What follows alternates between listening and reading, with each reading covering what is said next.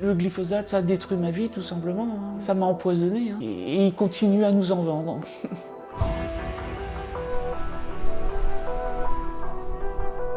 Je suis en Bretagne. Réputée pour son littoral, elle est aussi connue comme étant la première région agricole de France et très consommatrice de pesticides dont le glyphosate.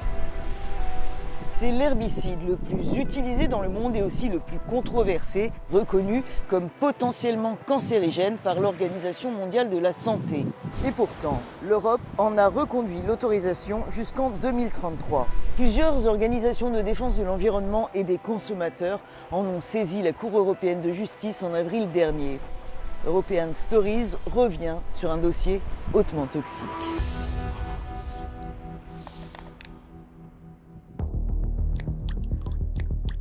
Le glyphosate est une molécule présente dans la composition des produits herbicides pour détruire les plantes indésirables. Il est utilisé dans l'agriculture, l'arboriculture, la viticulture, l'entretien des espaces verts et équipements publics ou des espaces industriels. On en trouve des traces dans l'eau souterraine, les sols et les organismes vivants.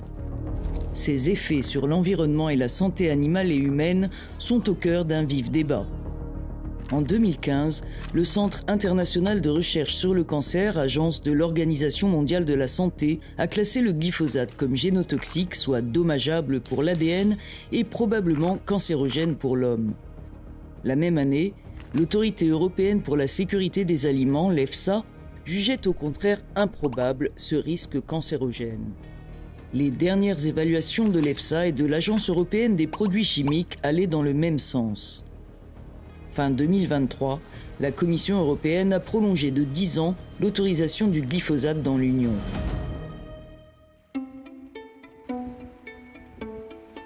L'effet des pesticides et notamment du glyphosate sur la santé est sujet à polémique. Mais pour beaucoup de ceux qui ont été exposés, il n'y a aucun doute possible, comme pour Ludovic, dont la vie est aujourd'hui en sursis.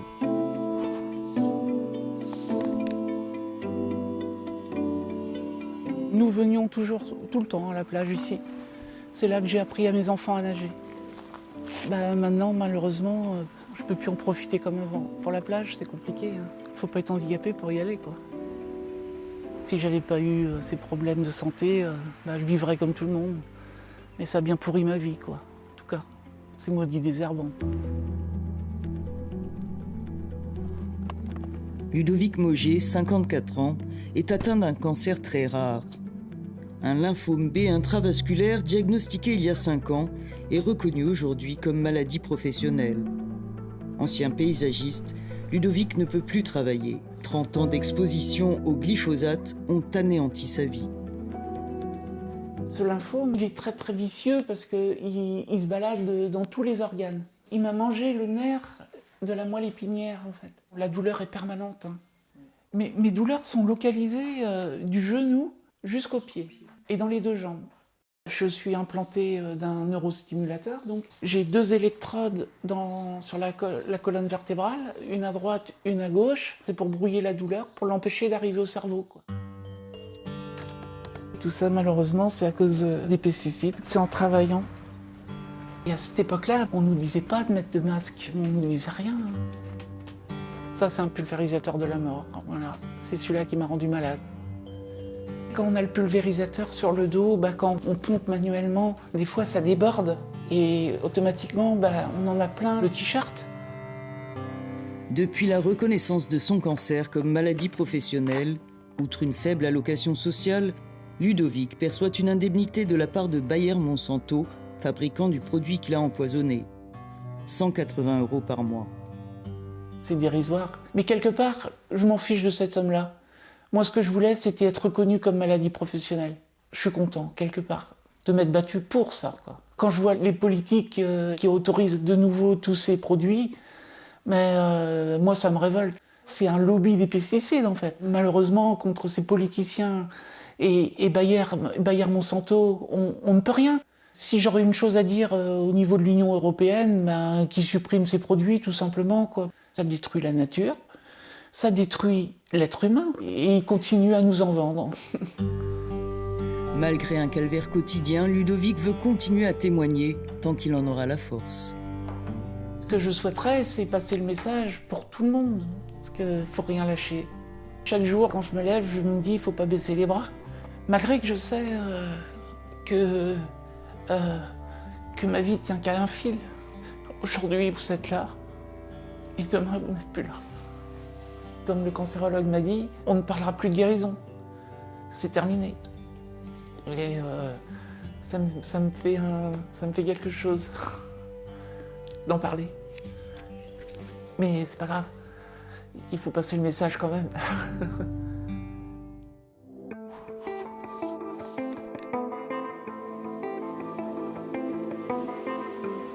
De plus en plus de cas de cancer ont été reconnus comme étant liés aux pesticides. Alors, manque-t-on encore de preuves pour en interdire l'usage? J'ai interrogé Xavier Coumoul, toxicologue et chercheur à l'Institut national de la santé et de la recherche médicale en France. Peut-on ou non affirmer scientifiquement que le glyphosate présente un risque pour la santé humaine? Cette molécule, elle a fait l'objet d'une réglementation par les agences européennes, nationales. Elle a été autorisée.